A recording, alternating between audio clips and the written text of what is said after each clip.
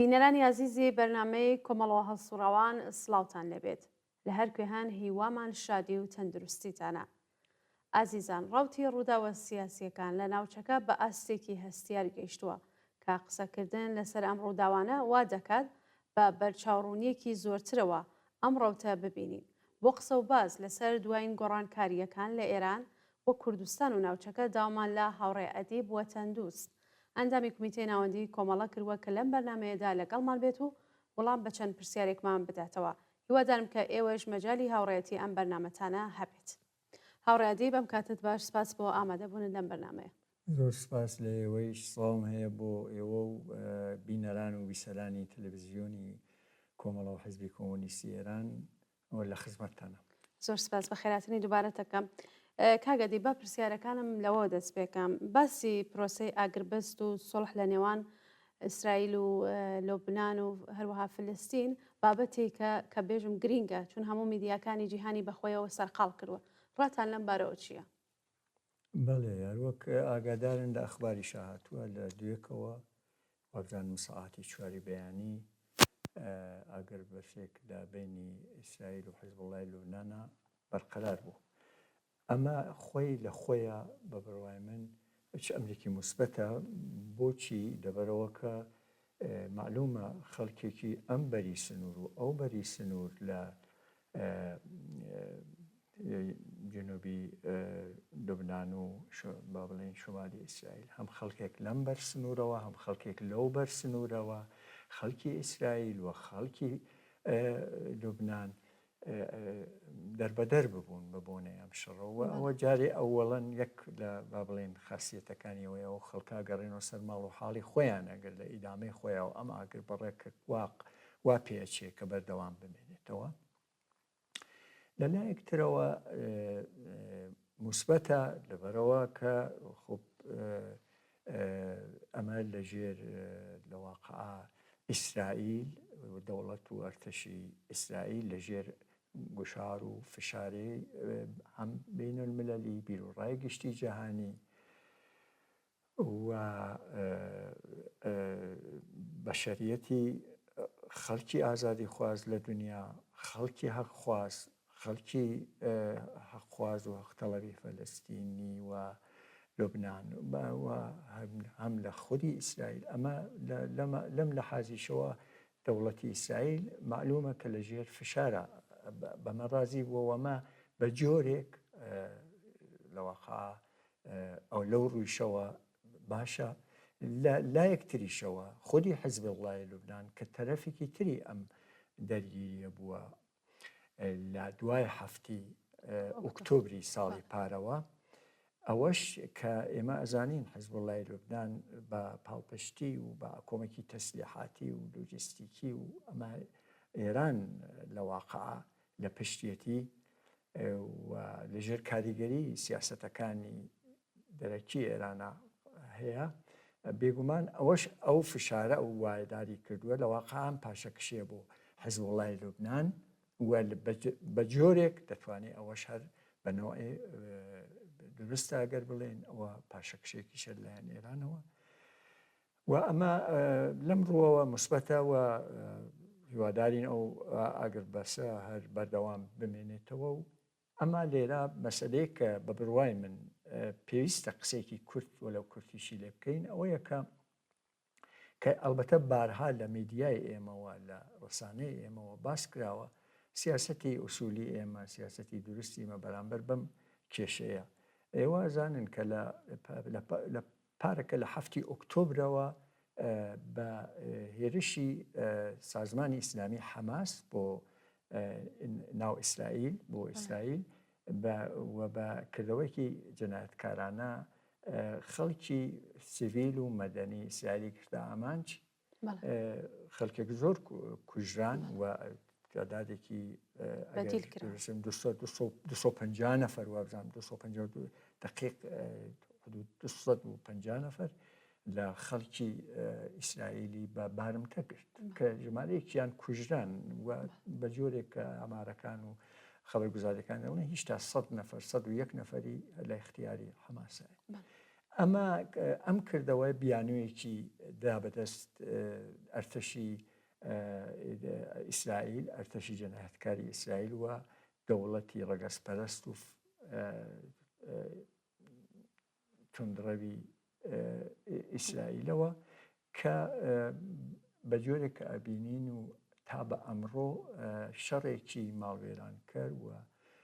لە واقع کۆمەڵکوژیەکی بە تەواومەعنی و نەسڵ کوژیەکی بە تەواومەعنی بەرامبەر بە خەڵکی فەلەستین بەڕێوە بردووە.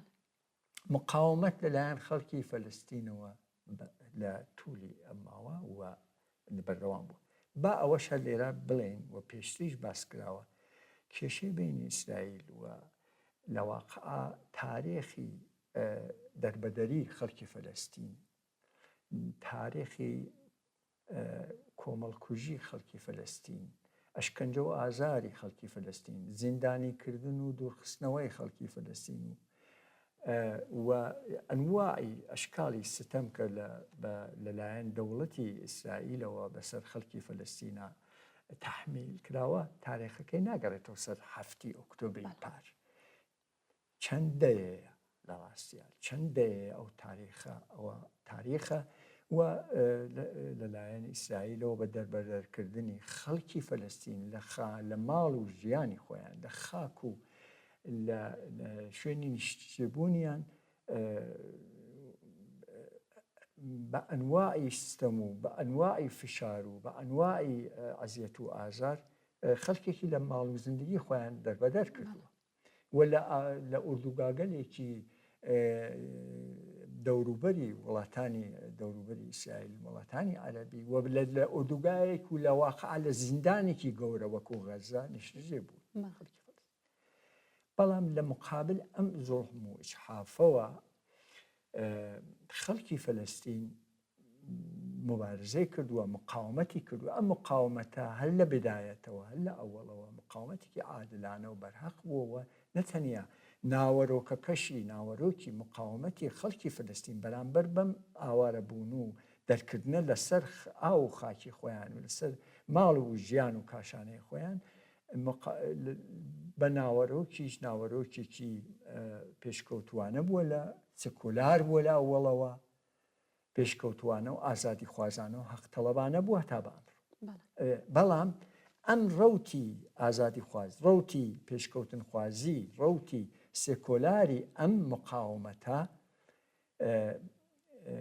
کاتێک هەست بیان وڵاتانی دەوروبەر خەتەر کرد و ئەزوم لە ئیسرائیل لە واقع بە دەخالەتی خۆیان بە تەوتە ئەو بەوەی کە سازمانگەلی لە واقع ئیسلامی توندڕەویان لە مقابل ڕەوتی پێشکەوتن خواز و ڕەوتی سێکۆلاری مبارزاتی حەقتەڵەبانی خەڵکی فەلەستینەوە تەقویەت کرد کە لە ناو جۆمبیشی فەلەستینە بوونیان هەبوو. بە هەر حاڵ ئەوانەیان تەقویەت کرد، خودی ئیسرائیل ژەناو ئەمە دەستی بوو، وڵاتانی مرجیا دەستیان بوو و خودی ئیسرائیل ئەمەیە کرد کە لە واقع ئەو ڕەوتە پێشکەوتن خوازانەیە سێکۆلارە کە زۆرترین هاوپشتی لە بیرروڕای گشتی جیهانی شابەرەوە لای خۆی ڕاکێشا، ئشارە ئەەکەم بە دەورانی ئینتفازە و دەورانی مقاومەتێکی توولانی کە خەڵکی فەلەستین هەروەکوتم لە مقابڵەوە ستەمکاری دەوڵەتی ئیسرائیل و بەڕێوەیان برد. لە مقابل ئەمانەوە ئەم ڕەوتیانە بەرپا کرد و لە واقع خەڵکی و مقاومەتی عادڵانەی خەڵکی فەلەستین لەلایەکەوە بەرەو ڕووی کوشتار و کۆمەڵکوژی ئیسرائیل و ئەنواعی ئیجحافات و زوڵم و زۆری دەوڵەت و ئەرتەشی ئیسرائیل بووەتەوە و لە لایەکیشەوە نمایەندەی ئەو مقاومەتە سازمانهایەکی ئیسلامی توندڕە و ارتجاعی کۆنەپەرستن و بەم جۆرە ئەم مقاومەتی عادڵانە و خەڵکی فەلەستین لە بینی ئەم دوو ڕەوتا، یعنی هەروەکوتم سەرکوتی بێبەزەیانەی دەوڵەتی ئیسرائیل لە چەندەیە ڕابردووە هەتا بە ئەمڕۆ و لە لایەکیشەوە نوێنەرایەتی ئەو مقاومەتە نە حەماس کردوویەتی ئارمانی هەقخوازانەی خەڵکی فلستین، نە حەماس نمایەندەگی کردووە، نە گرۆهایەکی لە شێوەی حەماس کە بە پاڵپشتی ئەلبەتە ئەوە لە جێگەیەکی شاشایەت چینە سەر ئەو قسە جمهوری ئیسلامی وڵاتانی مرتجەی منتەقە و نە ئەوان نمایەندگییان کردووە ئارمانی هەقتەڵەبانە و ئازادی خوازانەی خەڵکی فلستین بۆ گەڕانەوە بۆ بەدەستەوەگرتنی مافی چارەنووسی خۆیان نە حەماس نمایەندگی نەکردووە بەڕاستی. ئەمە لەواقع بۆچی ئەم بەحسە هەر ئەندازە لە 7 ئۆکتۆبری پارەکە سازمانی حەماس بە هێرشکردن بۆ سەر خاکی ئیسرائیل بە جەنایەتێک کە دەرهەق بە خەڵکی سیڤیل لەوێ دەستی پێوەدا و هەر ئەندازە ئەوەی کە جمهوری ئیسلامی کە ها لە بەرقین و نەفرەتی خەڵکی ئازادی خواز و هەقتەڵەبی ئێرانە کە ڕژیمێکی کۆنەپەرستی لە هەمان شێوەی بە جۆرێک لە هەمان شێوەی ڕژیمی ئەتوانین بڵین ئەگەر ڕژیمی ئیسرائیل ڕژیمێکی مەزهبی کۆنەپەرست و فاشیستی یەهودیە ئێرانیش ڕژیمێکی لەو هاوشێوەی بەڵام لەنەوە ئیسلامیەکەیە ئەگەر هەر ئەندازە ڕژیمی ئیسلامی جمهوری ئیسلامی پشتیوانی ئەکا بە درۆ ئەڵبەتە و خۆی بە پشتیوانی ئارمانی خەڵکی فلستین هەڵەخات هەر ئەندازە ئەوە بوونی هەیە کە ئێران لە ساڵیانی لەوە پێشەوە خۆی بەوە بە ئیسلاح بردوێتە پێشکرد گوایە مدافعی خەڵکی فلستینە هەر ئەندازە کە سازمانگەلێکی کۆنەپەرست وەکو حەماس و حیزب الله لوبنان و گروهایەکی لەو هاوشێوەی ئەوانە خۆیان بە نمایەندەی خەڵکی فلستین لە قەڵەم ئەدەن بە نمایەندەی ئارمانی خەڵکی فلستین لە قەڵەم ئەدەن یەک زەڕە لە حەقیقە و هەر ئەندازە کە لە 7 ئۆکتۆبرە حەماس هێرشی کردە سەر یەک زەڕە لەو حەقیقەتە کەم ناکاتەوە کە مبارزاتی خەڵکی فلستین مبارزاتێکی بۆ دیاریکردنی مافی چارەنووسی خۆیان مبارزاتێکی بەرهەقە ڕەوایە زۆر جێگای پشتیوانی هەموو کۆمەڵانی خەڵکی ئازادی خواز و هەقتەڵەبە لە دنیا کە ئەلبەتە ئێمە ئەومان بینی لە شەقامەکان لە ساڵی لەم یەک ساڵەی ڕابردووە کە ساڵێکی خوێناوی بووە بۆ خەڵکی فەلەستینی بۆ خەڵکی غەزەوە بۆ خەڵکی ساحلی غەربی و یا خەڵکی لوبنان یا ئەمە هیچ لەو حەقیقەتە کەم ناکاتەوە. ئەگەر کاگەدی بێمە سەر کاریگەری ئەم ئاگربەستە ئایا کاریگەریەکی ڕاستەوخۆی هەیە لەسەر ناوچەکە ئەم ئاگربەستە بەڕایەوە؟ وەکوتم ئەمە خودی ئاگربەسەکە ئەمریکی موسبەتە وتم بەدەلیلی ئەوەی کەەوە لە واقع کێ بوو شەڕی کرد خۆ ئیسرائیل بوو حەماس و حیزب الله کە ئەگەر لە ڕاستیە نە ئەمان مدافعی ئارمانی وەکوتم لە قسەکانمان نە ئیسرائیل حەقانیەتی بۆ کوشت و کوشتارەیە ئیسرائیل دەستی داوە بە کۆمەڵکوژیەکی ئاشکراوە یعنی کۆمەڵکوژیەکی بێ ئەملا ئەولای بەڕێوە بردووە کە هەروەک لە قسەکانە ئیشارەم پێ کرد دەنگی هەموو بەشەریەتی ئازادی خواز و بەشەریەتی تەرەقی خواز لە دنیا لە شەقامەکانە ئێمە ئەیبینیوە لە ژێر وشارێکی فشارێکی و ئەتوانین هەر بە پێ ئەو قسەی ئێوە لە واقع لە ژێری ئەو فشارە یعنی ئەمە پیرۆزیەکە لە واقع توانین بیژین بۆ خەڵکی ئازادی خواست کۆتاییاتن بە شەڕەکە بێژگە لەوەی کە کۆتاییاتن بە نەکبەتیەکان و نامەتیەکانی شەڕ و ماڵوێرانی و هەروەکوتم گەڕانەوەی خەڵک بۆ سەر شوێنی خۆیان کە ئاوارە بوون بە بۆنێ و شەڕەوە ئەوەی مربوط بە حیزب الله بێ ئەڵبەتە بەڵام ێوازانی شەڕی غەزە هەر بەردەوامە مەوزوعی غەزە و مەوزوعی فەلەستین لەگەڵ مەوزوعی حیزب الله ڕاستی جیاوازی هەیە کە شاید دواتر بنیان بتوانێت شارێکی پێ بکە بەڵام بەهەرحاڵەوە واقعیەتە کە ئەمانە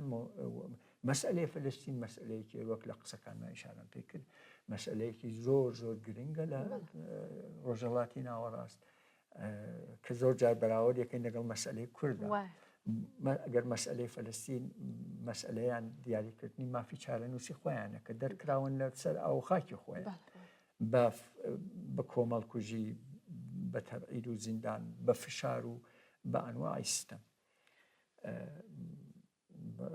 بەڵام مۆزوعی غەزە مۆزوع هەر وەکوتم مۆزوعی غەزە مۆزوعێکی ئاوایە یعنی لەسەر تاریخێکی ئاوا کە من ئیشارەم کە لە قسەکانمان دروست بووە. بەڵێ کاگەدی بڕیاری حکومی دەست بەسەرکردنی نەتانیاهۆ گاڵاندرا لەلایەن دادگای لاهەوە پێتان وایە ئەم حکومە بوێرانەیە چەندە بەجێ بوو یام ڕاتان لەسەر ئەمە چییە خۆتان؟ بێگومان زۆر بەجێ بوو زۆر بیانی بوێرانەیە لە ناوی خۆیان و من توان بێژم ئەمە ئەگەر لە خۆلاسە بێژینی پێش لەواقع پیرۆزیەکە سەرکەوتنێکە بۆ خەڵکی فەلەستین بۆ بیر و ڕای گشتی جیهانی کە دژ بەو شەڕە ناحەقەبوون کە ئیسرائیل و کۆمەڵکوژیەکە ئیسرائیل بە وەسیلەی کەسانێکی ئێوە ناوتان برد لە نەتانیاهۆ یا گالاند ئەوانە ئێوە ئەزانن 6 مانگ لەمەوبەر دادستانی باڵای دادگای نێونەتەوەی لاها داوایەکی هاوردەڕوو کە عبارەت بوو لە دەستگیری بە بۆنەی دەستێوەردانی ئەمانەی ئەنجامی جەنایاتی جەنگی وە کۆمەڵکوژی و نەسڵکوژی داپاڵیان یعنی ئەم تاوانەی داپاڵ چەند کەس هەم لە جانب حەماسەوە هەم لە جانبی ئیسرائیلەوە لەوانە وەزیر دفاعی پێشووی ئیسرائیل گالاند و نەتانیاهۆ سەرۆکوەزیرانی ئیسرائیل لە هەمان حاڵە لە ئیسرائیل لە حەماس 3 کەسیان کە دوانیان کوژران وەسیلە دانێکیان کە محەممەد زەیفە ئەو 3 نەفەرە ئەم 5 نەفەرە 3 نەفەر لە حەماس ئەم دوانە ئەو دوای 6 مانگ هەروەک ئەزانن لە یەکەمی ئازەرمانی خۆمان و 21 نۆڤامبر هەوکاتە ڕێکەوتی 21 نۆڤامبر قازیەکانی دادگای نێودەوڵەتی لاها ئەم پەروەندەیانە تایید کرد بەچی بە ئیتکا بە بەڵگە و مەدارێکێکی زۆر حاشا هەڵنەگر و قەوی نیشانیاندا کە تەحمیلی برسیەتی قاحتی و برسیەتی لە توولی ئەم ماوە لە ساڵی پارەوە بە خەڵکی غەزە بە خەڵکی فەلەستین لە غەزە و لە هەروەها ساحلی غەربیش بە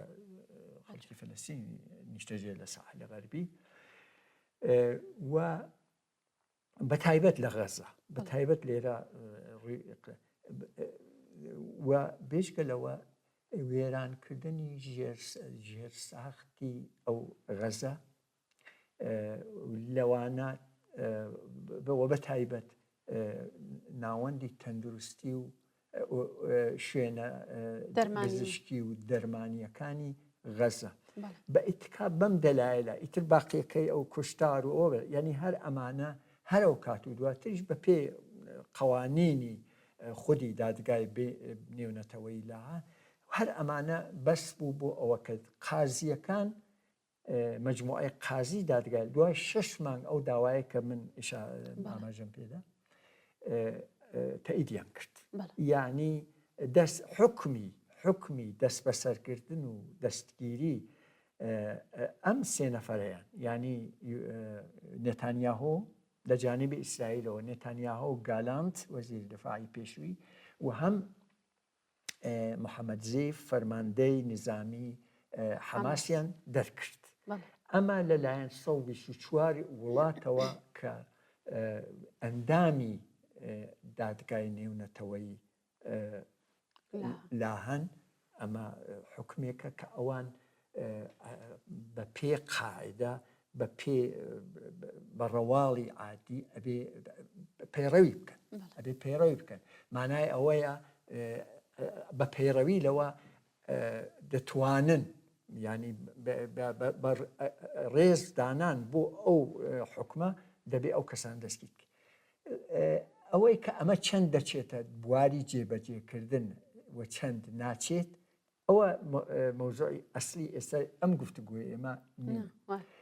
بەڵام باهەوە هەر لێرە ئەوە بڵێم لە ساڵی 1999ەوە کە ئەم دادگای نێونەتەوەی لا هەدامەزراوە 67 نەفەر ئەو جۆرە حکومیان لەسەر دراوە کە بە عنوانی کەسانی کە دەستیان داوەتە جنایاتی جەنگی و نەسڵکوژی و کۆمەڵکوژی ئەمە حکمیان دراوە لەو ساڵەوە 67 نەفەر بەڵام ئەمە یەکەمین جارە کە 2 کەس لە وڵاتی ئیسرائیل کە دوای ئەم هەموو جەنایەتە کە دەرحەق بە خەڵکی فلستین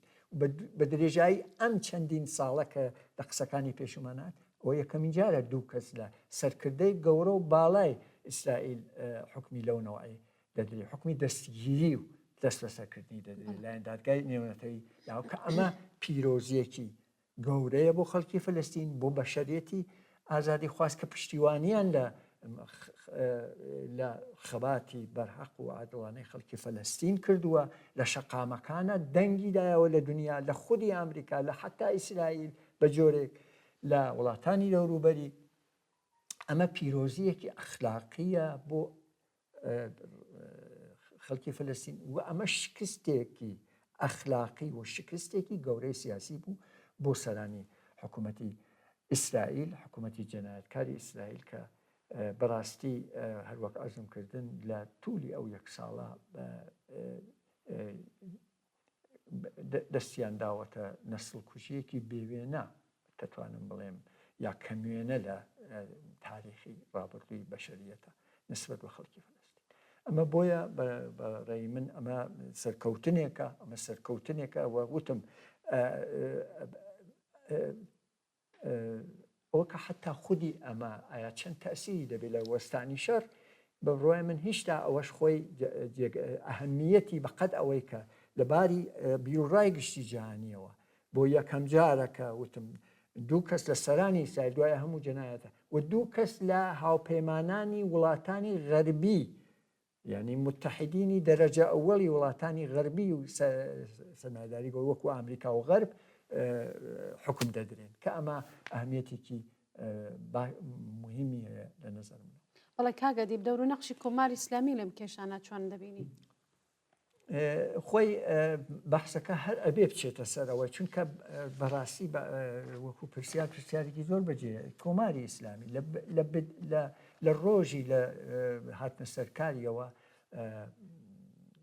لە ڕاستیە بە دەواقع سیاسەتێک پەیڕەوی کرد و پەیڕەو کردووە کە بۆ سیاسەتی ئەوەی کە پێ ئەڵێن شەڕ بواتە دەرەوەی سنوورەکانی خۆی بۆ حیفزی خۆی دەواقع ئەمنیەتی خۆی بە دەستێوەردان لە وڵاتانی ترە بەڕێوەبرۆ بە توولی حیاتی بە ئاژاوەنانەوە بە پشتیبانی لە جەریاناتی کۆنەپەرست توندڕەوی ئیسلامی خۆی ئیدۆلۆژی ئیسلامی و لە نەوعی ئەوی شیعەی سدوری ئینقلابی ئیسلامی بۆ وڵاتانی ئیسلامی بۆ دەوروبەر کە خۆی مەبنای ئاژاوەنانەوە بۆ لە منتەقا ئەمە سیاسەتێک هەروەکوتم هەم ئەوەی کە شەڕەکە بۆیتە دەرەوە بە نەوعێک باچخاهی بکەیت لە پێناومانەوەی خودی ڕژیمە لە بدێوبستانی تەک وڵاتانی جلهێزی سەرمایه‌داریە کە بڵێ ئەوە ئێمە دەستمان هەیە لە منتەقا بۆ نمونە خۆتان نەزانن ئێوە لە عێراق لە سووریا لە بەفرمایشەوە لە لیبیا مەسەلەن بە تایبەت کە مەوردە بەحسی ئێمەیە لە لوبنان لە فلستین و لە یەمەن ئەمانە بە دەستێوەردانی جمهوری ئیسلامی لەم وڵاتانە کە ئێوە خۆتان نەزانن لە مبارزاتێکە کە لە ناو ئێرانە کراوە بارهات جەماوەری خەڵک لە خیابانە معتەرز بوون بەم دەستێوەردانگەلەی کە ڕژیم بە سیاسەتێکی معەن پەیڕەویەکار وەکوتمان و بێژگەلەوە کە ئەمە سیاسەتیە بۆمانەوەی خۆی بێژگەلەوە لە هەموو جێگێکە لە ڕەوتە کۆنەپەرستەکان هەروەک نمونە لە قسەکان پێشواوتمان بۆ نمونە مەوضوعی حەماس حەماس ڕەوتێکی ئیسلامی کۆنەپەرستە و جمهوری ئیسلامی بەنابەرین ئەگەر پشتیبانی لەوان ئەکات ئەوەی کە جواب دقیق بە پرسیارەکەیەوە بێ لە واقع بە پێچەوانەی داعاکانی بە پێچەوانەیە داکانی بە درێژایی ئەم ساڵانە بە ئارمانی فەلەستین نەک خزمەتی نەکردووە بەڵکو زەهری تێکردووە یعنی ژەهری خۆی کردووەتە بە ئێستڵا ئەو ئارمانە کە ڕۆژیە لە ڕۆژان هەروەک لە قسەکانی پێشوما ئشارەم کرد ئینتیفازەی خەڵکی فلستین لە مقاوڵ سەرکوتکەری ڕژیم و ڕژیمی ئیسرائیلەوە گەورەترین و فرەترین پان و بەرینترین پشتیوانی لە ناو بیر و ڕای گشتی جیهان لە وڵاتانی غەربیش بەتایبەت لە وڵاتانی ئوروپاییشە بەرەو لای خۆی ڕاکێشان نەک هەر لە وڵاتانی منتەقە لە ناو خەڵکی عەرەبە بەڵکو لە دەرەوەش لە وڵاتانی ئوروپایی بەڵام ئەوە بە ئەو ژەهرە کە عەرزم کردی کۆماری ئیسلامی بە دەستێوەردانی خۆی بە فرمیسکی درۆینە ڕژاندن بۆ خەڵکی فەلەستین لە باری بردووە یعنی بەڵکو لە تمەی داوە لە ئاعتباری مبارزاتی حەق تەڵەبانەی خەڵکی فەلەستین بەنابەرین نەقشی دەوڵەتی ئێران هەم کارکردی بۆ خۆیەتیە و ئەزمکردن بۆ بەقای خۆی لە ڕێگەی دەستێوەردان چونکە ئێمە ئازانین مەوزوعی فەلەستین خۆی مەوزوعە هەروەک لە قسەکانی پێشوای شارەوان بێت پێشینەی هەیە تاریخی هەیە کتێبها لەسەری نووسراوە و تاریخێکی مشخصی هەیە ناکرێت چاواشەی بکەیت و فڵان و ئەوان ئەوە یعنی بوونی هەیە مەوزوعی فلستین مافی دیاریکردنی خەڵکی فەلەستین دەرکردنیان لە ئاو خاکی خۆیان بە فشاری بە پشتیوانی دەوڵەت‌های غەربی بە وەک لە قسەکانە ئیشارەمان پێکرد و بە سەرکوتی دەوڵەتی ئەم مەوزوع واقعیانە هەن لە ڕۆژهەڵاتی ناوەڕاست بەڵام کۆماری ئیسلامی بە سوء استفادەکردن لەو مەوزوعاتە واقعیە لەم کێشە واقعیانە لە ڕۆژهەڵاتی ناوەڕاست و بەدبەستەوە گرتنی و بە لەباربردنی و لە محتەوای هینی خاڵیکردنی و بە لاڕێیابردننی بەرەو لاڕێی ڕەوتی وەکوتم بە پشتیبانی لە ڕەوتە کۆنەپەرستەکان کە ئەوان بە نمایەندەی خەڵکی فلسطین نەقەڵەم بدات بەمانە جمهوری ئیسلامی بە پێچەوانەی داعاکانی نەک هەر هیچ وەخت خزمەتی بە ئارمان و بە خەڵکی فەلەستین نەکردووە بەڵکو لە جهەتی لەباربردنیان و لە جهەتی لە چاوخستنیا لە بیرۆڕای گشتی جیهانیش زۆر دەور و نەخشی زۆر مزر و خراپی بووە لە ئاژاوانانەوە لە دژایەتی لەگەڵ خودی ئیسرائیل یعنی ئێوە باشەزانن کە فچەلانی لە باڵاترین سەطحی وەکو خامنەی بالا باسی نابودی ئیسرائیلیان بە یەهودی ستیزی و بەدەستەوەگرتنی جا خەڵکی فلسطین و لەناو ئەوە بەڕەوتە کۆنەپەرستەکانی ناو جنبشی فلسطین بەمانە لەواقع مەقاسدی خۆی بردووەتە پێش جمهوری ئیسلامی مەقاسدی کۆنەپەرستانە و لە خزمەت بەقای خۆیە و لە هەمان حاڵە لە واقع تەرویجی ئیسلامی توندڕە و ئەویش لە نوعی شیعی لە منتەقە بەم تەریقە مەسئلەی فەلەستینی بەدەستهێن بووە دەخالەتی لە مۆزوعی فەلەستین و باقی مەناتقا کردو. بەڵێ کاگەدی باسی دەور و نەخشی کۆماری ئیسلامیمان لە ناوچەکە کرد ئەگەری سەبینە سەر وەزعی خودی ڕژیم لە ناوەوە کنترۆڵی کردووە ئەو خەڵکە ناڕازیە بەرامبەر بەخۆی ئایا توانیویەتی کنترۆڵی بکە؟ ئەو وەزا چۆنە بینن خۆتان لەناوەوە؟ زۆر لە ڕاستیەکان ئەومان پێڵێ کە ئەگەر لە جوابی پرسیاری ئێواگەرەکمێت لە چەند کەلاما بێژم خێر نەیتوانیوە لە واقع ئێمە لە بەپانەوە لە سەراسەری ئێران ئەمڕۆ مبارزە ئەبینین ئێمە جنبشی متالباتی گەرم بوونی هەیە لە هەموو توێژەکانان ناو هەموو چین و توێژەکانی کۆمەلگای ئێرانە خەباتێکی بەرین ئەبینین لەناو لە خەڵکی لە ناو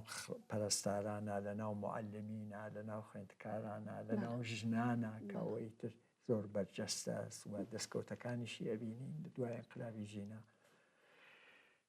لە ناو چینی کرێکارە کە ڕۆژە بە خەباتی خۆیان هەمبوونی خۆیان ئەسباتەکەن هەم لە واقع داوای مافەس ڕەوا و مافی خۆیانەکەن بۆ باشترکردنی ژیانی خۆیان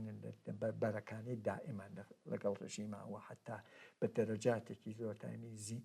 بە دەلیلی ئەهەمیەتی چینی کرێکار لە خەبات لە جنبشە متالباتیە کە بەردەوام ئیدامەی بووە هەر ڕۆژ ئێمە شاهدی خەبات و مبارزەی بەشی گۆشەیەک ئەو بەتەخۆ ئێمە ئەزانین بە خەباتی خانە نشین کراوان خەباتی زیندانیان خەباتی خانە نشین کرا هەمویان ئەجزائێکن لە خەباتی جەماوەری خەڵکو لەنەوە ئەوانە خەباتی چینی کرێکاریش هیچ کامیان ئەوە هیچ ینی پەیوەندیەکی تەنگا تەنگی هەیە بەیەکەوە جا لەبەر ئەوە ڕژیمی جمهوری ئیسلامی بە توولی 45 ساڵی حاکمیەتی خۆی ئەوەندەی ئێستا لە هەلومەرجێکی نالەباری خۆیان بەسەری نەبردووە ینی چ لەبار ینی دەست چنگاوشی قەیرانگەلێکی لاعیلاجە چ لەباری ئابوووریەوە ئێمە ئەگەر لەباری ئابوووریەوە بڵین سەدان نموناتانین بینەوە لە فەقر لە بێکاری لە گرانی لە کارتۆن خەوی بە قۆڵێژن لە مناڵانی کار و لە سەدەمەگەل کۆمەڵایەتی وەکوێەوە ئیشارە پێەکەن مەسەلەن لە ئاعتیاد لە ئەنواعی سەدەمات لە لەشفرۆشی لە خۆکوژی لە خەمۆکی لە ناو کۆمەلگا ینی کۆمەلگای ئێران لە هەلومەرجێک هەر وەک ڕژیم لە ناو هەلومەرجێکی زۆر دشوار لە حیاتی خۆیان قراری گرتووە ئەوە لەلایەکەوە بە تەحمیلی ئەو وەزعیەتە بەسەر کۆمەلگاکە ئیشارە پێکرد خود ڕژیم لە ناو خۆیان لە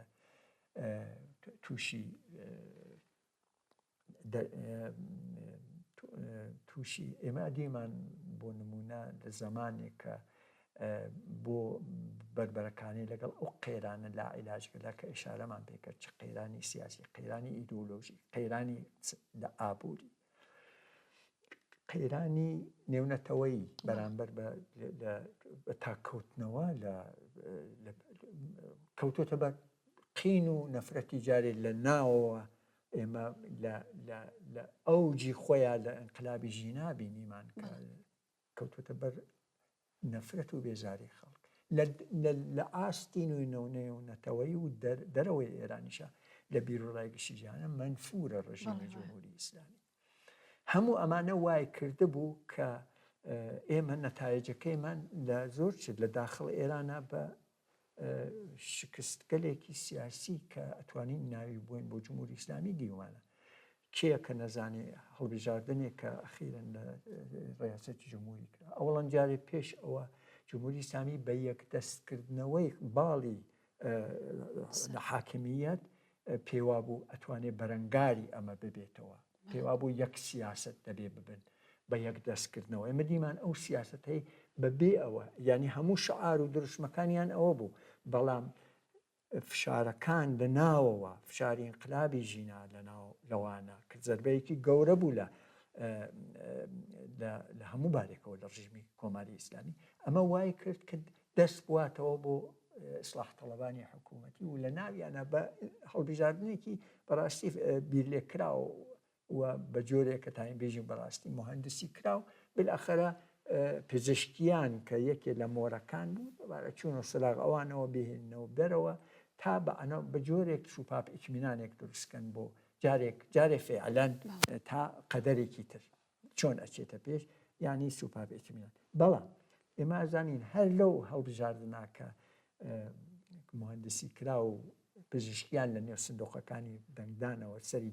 دەرهێنا بەڕاستی بە پێ ئامارەکان بە پێ هەموو خەبەرگوزاریەکانی وازانن کە بەشێکی زۆر لە خەڵکی ئێران بەشداری نەکردەوە بەشداری نەکردە 70% خەڵک ئەلبەت ئامارەکان لەوە زۆرتریشە. بەڵێ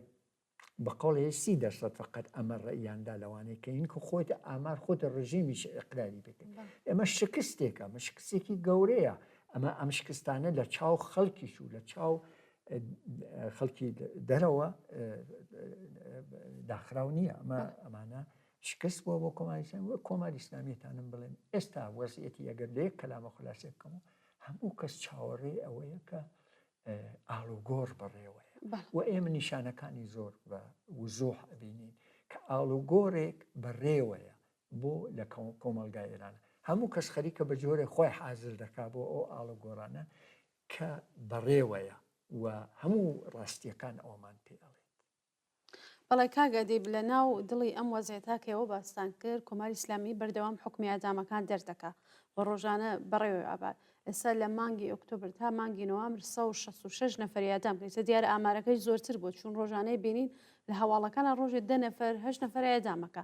ئایا ئەمە لاوازبوونی ڕژیم لە دەرەوەی وڵاتە یام لە دەرەوە بێژین یامەوەی کە لە ناوە ئەو لاوازی هەیە کامیانە یام هەردێکیان ناتوانین ئێوە لەگدانەوەتان لەسەرەوە ببێ؟ بە بڕوای من وەکو ئەوە بە ئیشارەتان پێکرد دقیقەن هەردوو لایە بەڕاستی ینی ئەوە نیشانەی قودرەتی ڕژیم نییە یعنی شتێکی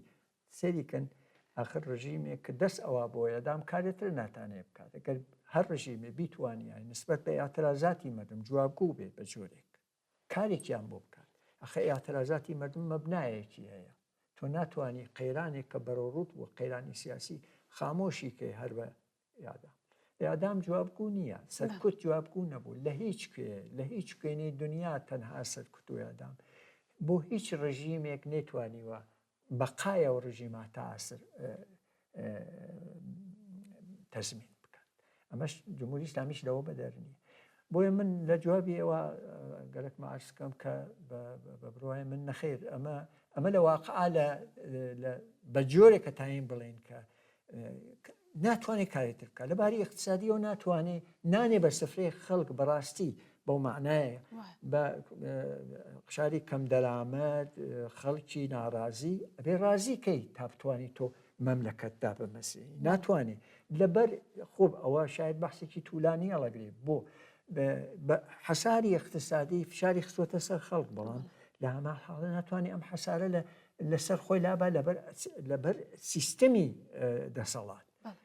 سیستەمی وەلایەتی فەقی لەگەڵ ئەوە کە ڕێگای سەرمایە خارجی بکاتەوە بۆ وەزعی اقتصادی باشکات ئەو سیستەمە لەگەڵەمە ناتەبایە ئەوە هەمووان نەزانینەوە ساڵانێکی دوور درێژە ڕژیمی کۆماریستان بەم دەردە گرفتارن دەردێکی لاعیلاجە یعنی بە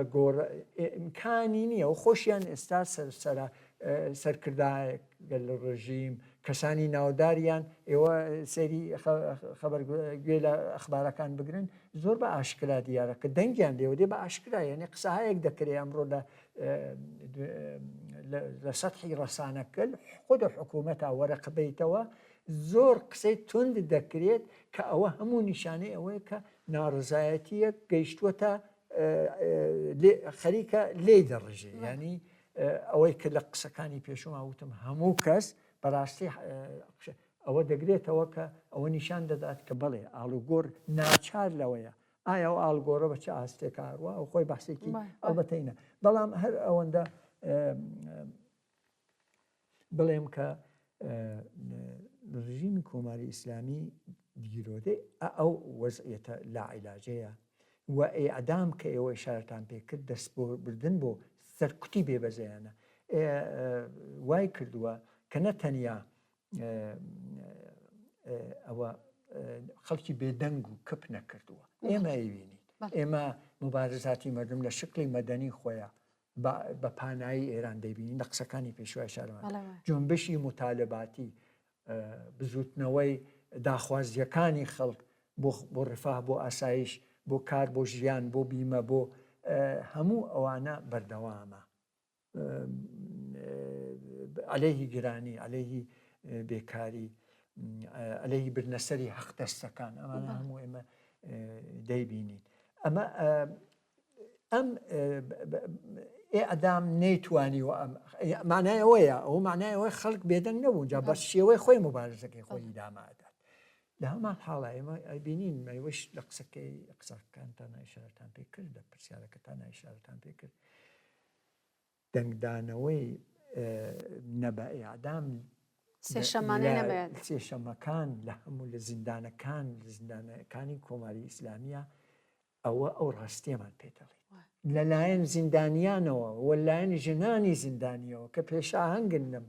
لەم مەسئلە و هەر سێشەمە دەنگی نەبە ئیعدام ئێژن زیندانی دروشمی نەبە ئیعدام ئیعدام سزایەکی غەیرە ئینسانیە و دەبێت لا ببردرێت دەبێت نەمێنێت و هەر لە هەمان حاڵە ئازادی زیندانیانی سیاسی ئەمانە دروشمایەکە هاتووەتە ڕوو ئێستا بێگومان لە هەر حرەکەتێکی داهاتووی جەماوەری خەڵکە ئەم دروشمانە ئەتوانێت و زەرفیەتی ئەوەی پێیان کردووە ببێ بە شعار و دروشمێکی گشتگیر لە کۆمەلگای ئێران کاگەدیب لە ناوەی ئەم بابەتانەی کە باسمان کرد کۆماری ئیسلامی کوردستان بۆ سەرخۆی وەکو هەڕەشەیەکی جددی دەبینێت هەمیشەش خۆی ئەوەی زانیوە کە لە کوردستانە مەشروعیەتێکی نییە بەردەوام هەڕەشە لە خەڵک دەکات لە ناو ئەمەیچا بەرەی ڕاست یام سەڵتەنەت تەڵەبەکان ئەمەش ئەوان هەروە ئەڕوان لە کوردستانە و ئەمنیەتی چاوی لەیەکەن پێتان وایە ئەم هاو ئاهەنگیە چییە و کوردستان بۆچی بۆتە جێگەی نیگەرانی هەم بۆ بەرەی ڕاست و سەڵتەنەت تەڵاب هەم بۆ کۆماری ئیسلامی خۆی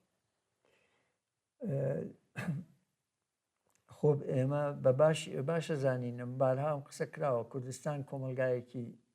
سیاسیە مقاومەت لە کوردستانە بەردەوام بووە بە درێژایی تەمەنی نگریسی کۆماری ئیسلامی خەڵکی کورد بە مقاومەتی عادلانەی خۆیان نیان بە جمهوری ئیسلامی بکە ئێمە لە زۆر حرەکەتی جەماوەری ئامەمان بینیوە یەک و دوانیش نەبوون مانگرتنە گشتیەکان شاهدی ئەو ئیدعایە شاهدی ئەو ڕاستیە خەڵکی کورد خەڵکی ئەحزاب لە کوردستانە بوونیان هەیە یا وتومانە موجارێ وتومانە کۆمەلگای کوردستان کۆمەلگایەکی حیزبیە یعنی کۆمەلگایەکی سیاسیە کۆماری ئیسلامی لێ نیگەرانە ڕژیمی شاش هەروە بۆیە ئەوانە لە واقع یەک سیاست پەیڕەوەکەن چونکە خەڵکی کورد ستەمکێشی ستەمگەری میلی لە کوردستانە بوونی هەیە و ڕژیم های شا و ڕژیمی لە پرسیارەکەیەوە هاتووە چه ڕژیمی شا چه ڕژیمی شێخ با بڵێن ڕژیمی کۆماری ئیسلامی هەمیشە کوردستانیان بە منتقەیەکی ئەمنیەتی زانیوە لە نظر خۆیان لەبەرچی لەبەرەوە حاضر نەبوون ئاعتراف بکەن دیان بە حقوق و بە مافەکانی خەڵکی کووردا بنێن کە عیبارەتە لە مافێک دیاریکردنی چارە نووس و لابردنی هەموو جۆرە ستەمێک و ئەز جوملە ستەمی نەتەوایەتی لەسەر خەڵکی کورد هیچ وەخت حاضر بە ئاعتراف بە منە هیچ وەخت ئاعترافیان بە بوونی ئەمە نەکردە و هەر جار کە مبارزاتی خەڵکی کورد مبارزە کرد بۆ لابردنی ستەمی نەتەوایەتی بۆ لابردنی بۆ دەستەبەرکردنی مافی ڕەوای خەڵکی کورد بەڕۆڕووی ئەنواعی ئەوە بووەتەوە کە تەفرقە بخرێتە بین مبارزاتی خەڵکی کورد بۆ ئازادی بۆ ئاسایش بۆ ڕەفاه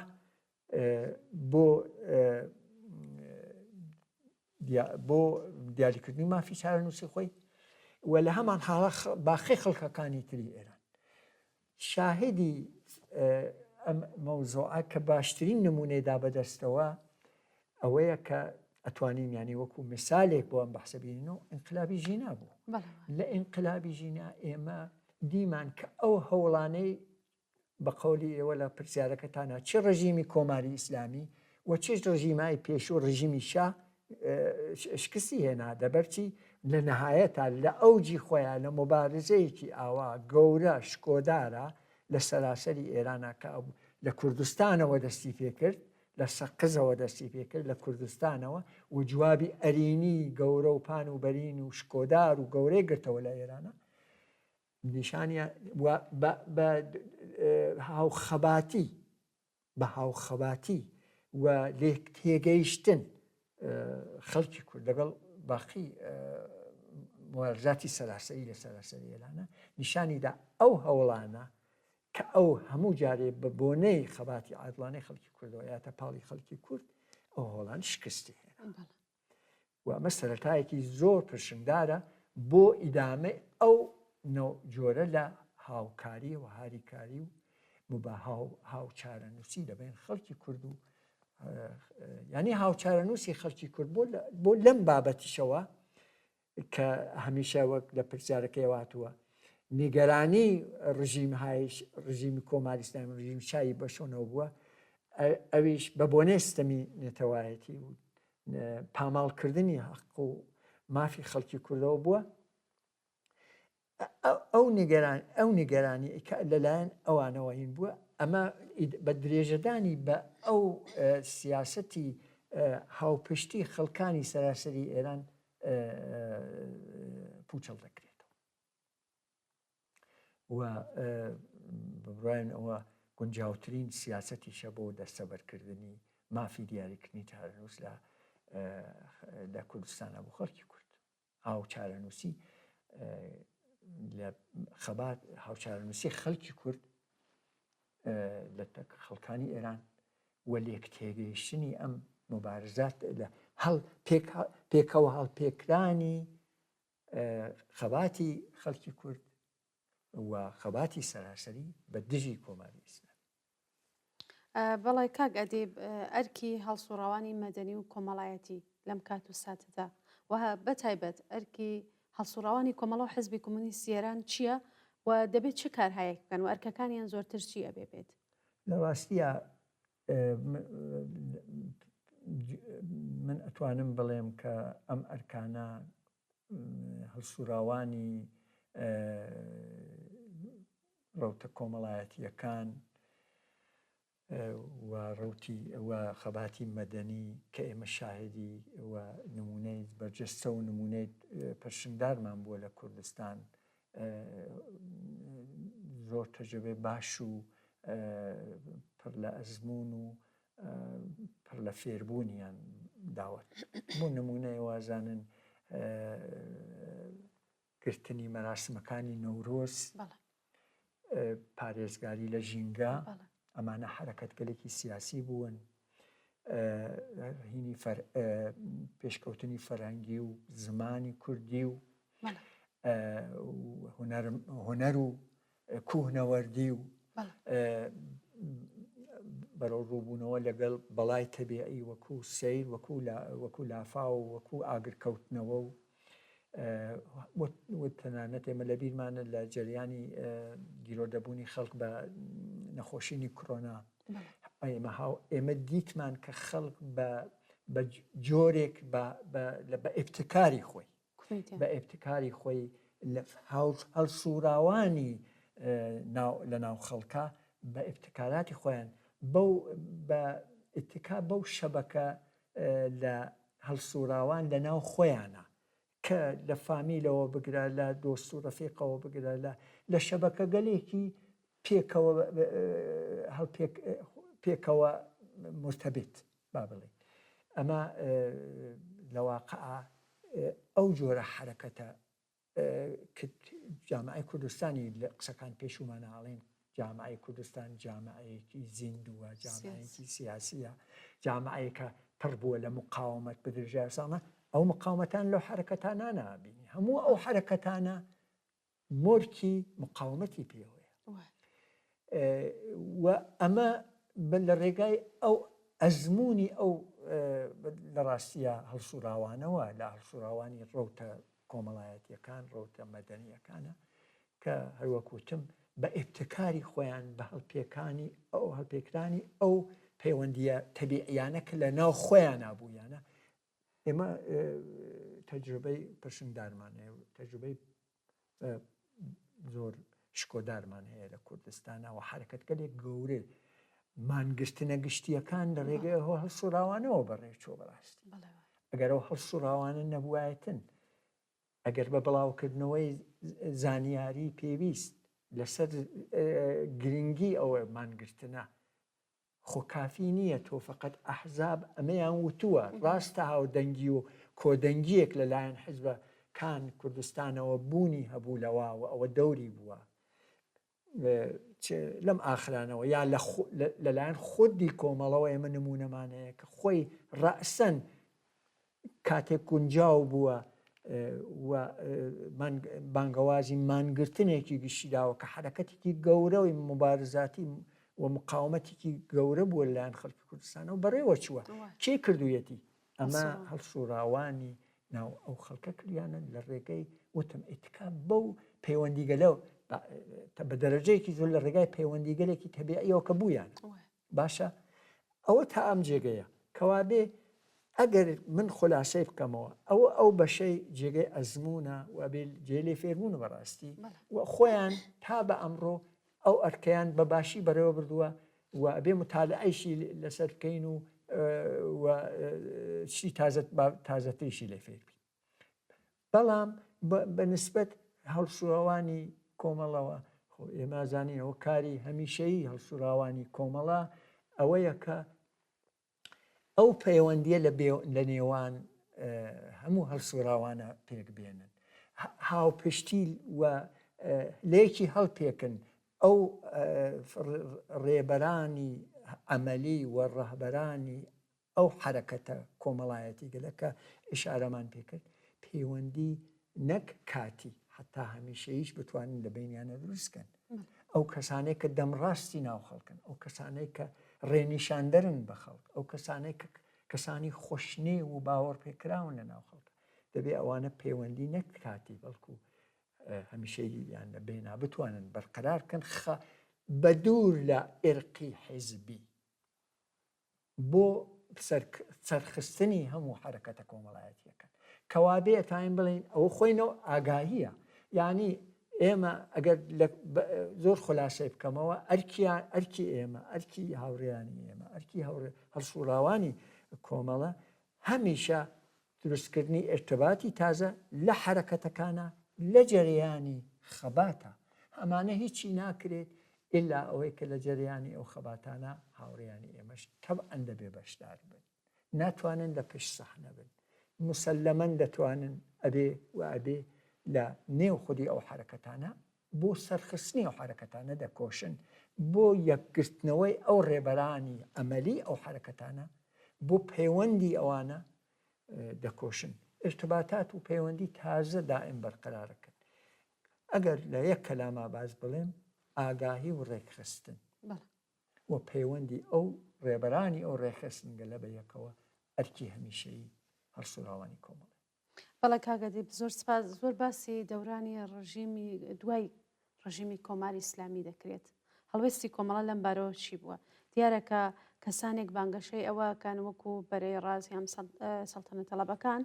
کە دەورانی دوای ڕژیم بسپێریە بەوان ئایا خەڵک خۆی باشتر وەکێڵی خۆی نییە یان باشترین بڕیارەکان خۆی نایدات بێگومان ئەگەر لە کەریمە بێگومان ئەوە یەکەوەی لە ئاخر قسەکەتانەوەتان کە مسلەمان خەڵک باشترین وەکێڵە بۆ خۆی و ئێمە سیاستمان لە مێژەوە معلومە بلەخەرە ئێمە وتومانە کە جاری ئەوەڵەن با من ئشارەی ئاماژەی بۆ بکەم کە لە قسەکانی پێشوش هاتن بڵێ هەموو خەڵکی ئێران هەموو تێکۆشەران هەموو هەڵسوراوانی ڕوتە کۆمەڵایەتیەکان ڕوتە مەدەنیەکان و هەموو هەڵسوراوانی کۆمەڵ هەڵسوراوانی چەپ و ئازادی خواز هەڵسوراوانی کۆمۆنیست هەموو چاوەڕێ ئاڵوگۆڕن بەڕاست و بە چەپیشەوە بەڕاستیشەوە دەیجا ئەرکی ئێمە لە قسەکانمانە بە دەرەجەیەکی شارەمان پێکرد کە جێگای زۆر قسە و باسەوەترەوە ئەوەی کە بێتەوە سەر ئەوەی کە ئایا چۆن دەچێتە پێش لاچوونی کۆماری ئیسلامی بە ڕووخانی کۆماری ئیسلامی بە ئاخێزی جەماوەری بە شۆڕشی کۆمەڵایەتی یان بە ئاڵوگۆڕ لەسەرەوە کۆماری ئیسلامی ناچار دەبێت بەوەی کە بۆ تەتبیقی خۆی یا دەرحاڵ بۆ زەمان ڕژیمەکەی بە تەواوی بە جۆرێک نظامەکەی حفظ کات ئاڵوگۆڕێک لەسەرەوە دروست بێت پێ دەچێت لە من شخص خۆم پێم وایە ئەوەی لە چاوەڕوان دەکرێت زۆرتر لە زەمانێکی نزیکدا جایکی زۆر دوور نا کەس ناتوانێت دیاری بکە بەڵام هەروەک لە قسەکان هاوتمان ئاڵوگۆڕ هەرە بەردەم کۆمەلگای ئێرانە ڕژیمی کۆماری ئیسلامی ناچارە یا بە خەباتی جەماوەری بە شۆڕشی کۆمەڵایەتی بە ئینقلاب کە ئەوە تەبعاً ئیدئالە بۆ بەنسبەت ئەوە کە خەڵک لە پرسیارەکەیەوە باشترین خۆی بتوانێت خۆی بە تەواوی ئیدارەکە لە ڕێگەی دروستکردنی ئۆرگانهای ئیدارەی جەماوەرەوە لە ناو خەڵکە لە ناو شارەکانە کە ئەوەی کە بە کوردستان بگەڕێتەوە تەجربەیەکی زۆر بە نرخمان هەیە لەو مورد بنکەکان دروستکردنی بنکەکان شورا ئەنواعی تەشەکولهای سنفی مەدەنی و ڕێکخراوی ژنان کە ئەوە لە ئێمە لە دەورەیەکی کورتا کە لە دوای ڕوخانی ڕژیمی شاو هێشتا ڕژیمی کۆماری ئیسلامی خۆی پێگەرمە و نەببوو و هیچتانەی توانی و خەباتی سەراسەری لە ئێران بە کولی سەرکوت کات لە کوردستان بە تایبەت نەیتوانی سەرکوتکە ئێمە شاهدی سەرهەڵدانەوەی ئەو جۆرە ئۆرگانە ئیدارەی وڵات ئیدارەی کوردستان ئیدارەی شار ئیدارەی ئوموری مردم